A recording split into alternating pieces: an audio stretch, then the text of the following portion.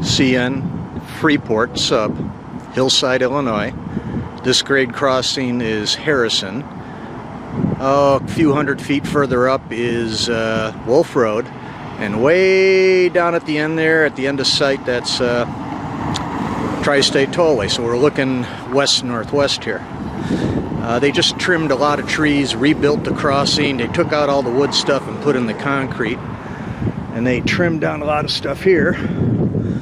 Sanded some stuff, welded some stuff, jointed some stuff, new wires, and way down there, incidentally, the hill here is the high Hillside Hill. We got a train of some sort coming up.